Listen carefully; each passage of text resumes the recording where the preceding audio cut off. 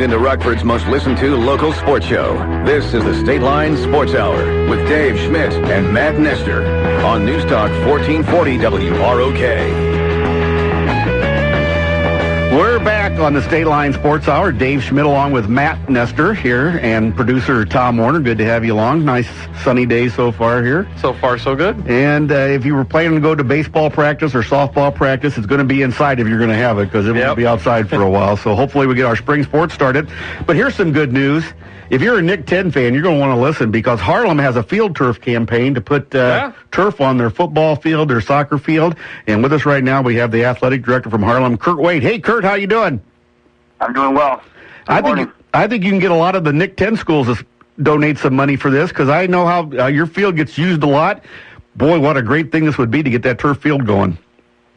Yeah, it is. It's absolutely a very exciting project for us and exciting for the entire community. And it's kind of been the focus of why we decided to embark on this campaign is just for the community aspect and again to provide the best possible playing surface for our student athletes. I know going to a turf field seems kind of like the obvious thing, but what was kind of the driving force behind this? What was kind of the thing that put it over the hump that said, okay, this is something we need to start looking at now? If you just, the studies on safety and just the ability to use that facility more frequently, physical education classes each and every day have an opportunity to use that facility. And, in the fall, we're really limited on what we can do in our stadium because of just the weather is an issue as we're experiencing right now. You just are the planning and the things that go into that are just subject to the field conditions. If it was just for football, it probably wouldn't be so bad, but you guys play soccer on there, and you got your track meets out there, and like you said, it's just pretty active. And did it help that the Rockford schools put their turf in Freeport, that you guys could see how those worked and how they've been a real advantage for them?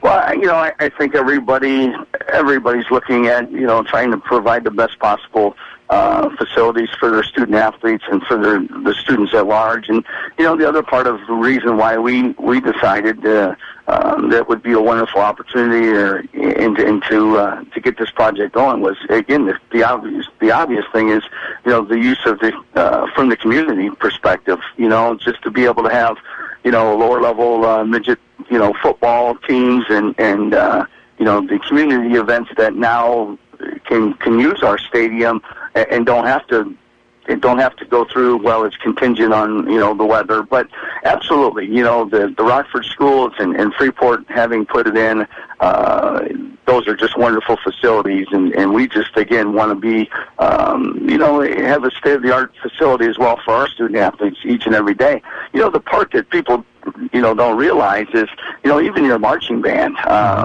was talking to our director just the other day, and they can't even get their march on, to march if it's been raining for 2 or 3 days for their performance Friday night.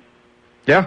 I know you guys are raising money right now, and that could ultimately determine when this happens, but what's kind of your estimated time frame or the hopeful time frame for when this all gets done? We'd love to be playing football and soccer next fall. We have a break ground date of June 6th, so we're aggressively going after the sources, the resources that we need, the funding that we need to get the project get going. And we've been fortunate. Brian Anderson who is a Harlem alumni from Anderson Honor Group.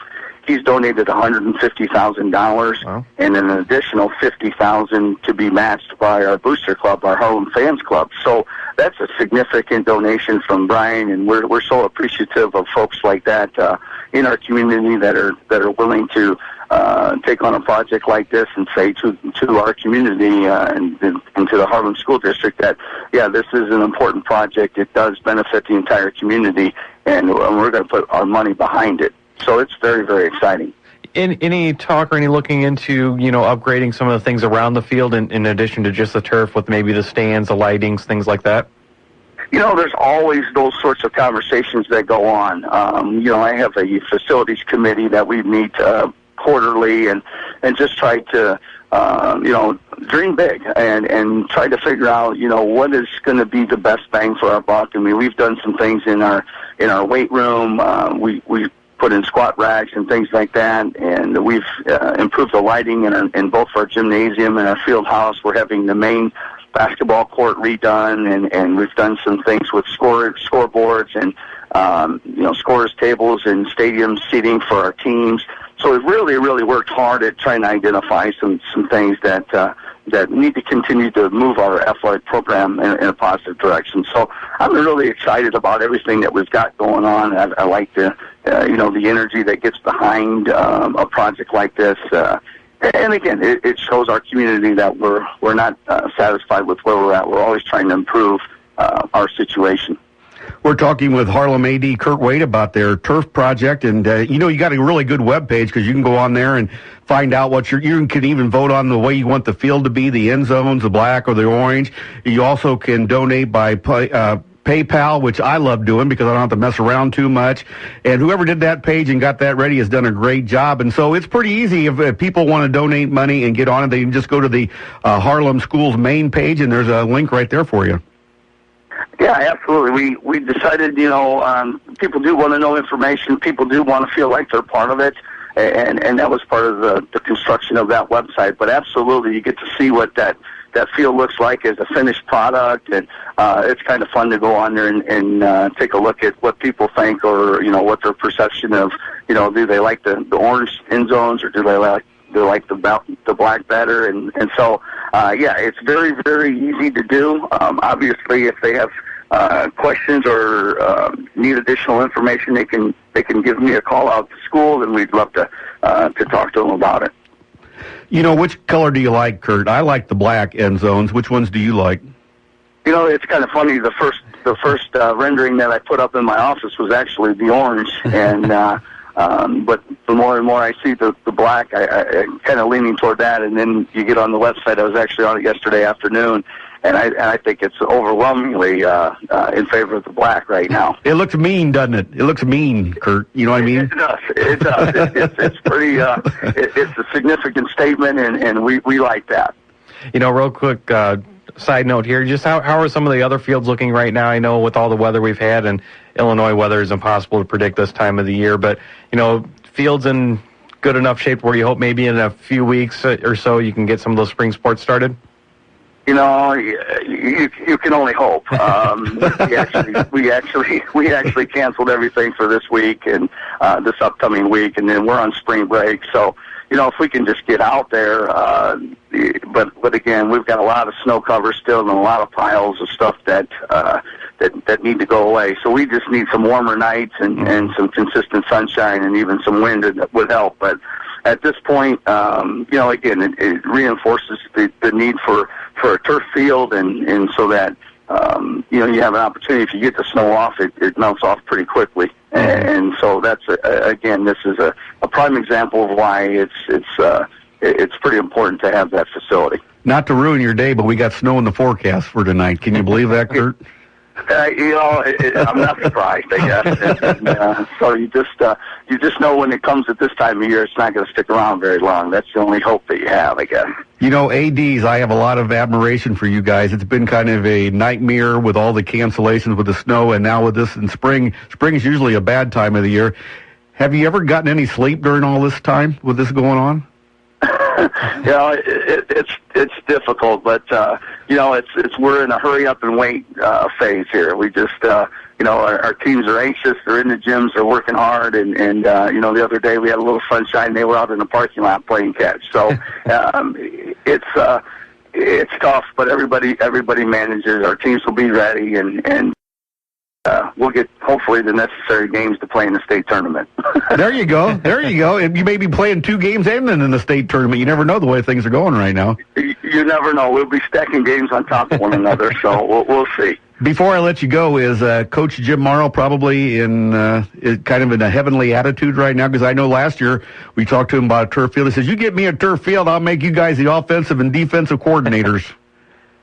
Yeah, he's very excited. Our soccer coaches are very, very excited, and again, it's one of those things where you never say never, and from my perspective, you just try to find a way to get it done because it's the right thing to do. And so, obviously I'm very, very excited. He's very excited about it. And, again, it still goes back to our athletes and providing, a consistent playing surface for them night in and night out. You can practice on it. You can use it around the clock, basically, and it has a life expectancy of, between 10 and 15 years. And, it is pretty historic for us because once it's down, you'll have turf. You got to replace the top surface, but you'll have turf, for forever. And so I feel proud to be a part of that. We've had a lot of committee members within our school, and Dr. Morris, our superintendent, is really behind it, and Josh Aran has done a tremendous amount of work, our business manager, to help everybody and that's involved to get this thing off the ground. And I'm excited about the prospect of playing our athletic events and marching our band and having physical education courses or classes participating on our turf field in the fall. Well, thanks so much for being on today. We look forward to walking on that turf field this fall, hopefully, and it'll be a great time. We appreciate you taking the time, especially when you got spring break coming up. So thanks for being on today, Kurt. Absolutely. Thanks, guys. We've been talking with Harlem AD Kurt Weigt, your alma mater. Yeah. That'll be awesome there because that field, we did a couple games there, Matt, in the past. There's been some times where it's been absolutely brutal on that field. Yep. Ugly. Ponds. Ponds and just half of the field missing. And you can see where the goalie stood in football. And I'm not picking on the goalie. I'm just saying you can see it and everything. So that's cool. It'll be great. That's That'll good. Be great. Yeah, and then maybe everybody else. Hononegah could use one. Are you out there in Hononegah? I could see that happening pretty quickly after that. Yeah, and they both need lights, too, at night because it gets a little dark. That was a good question about the lights. So thanks for Kurt Weigt being on. He's got spring break this week. Yeah. I don't think there's any spring breaks for ADs. I think they go nonstop. Well, it just means that he doesn't have the kids there to worry about for a week. So, and if you want to find out more, go to their webpage, the Harlem School webpage. It's right there. There's a link. It's beautiful. You can see the pictures of the field and everything. It's really nice. So definitely. We're going to take a time out. We'll be back with our final edition of the segment for today. Final segment. You never know. Could be the final edition. Things go sometime. And our final segment in just a moment here on the Stateline Sports Hour on News Talk 1440 WROK.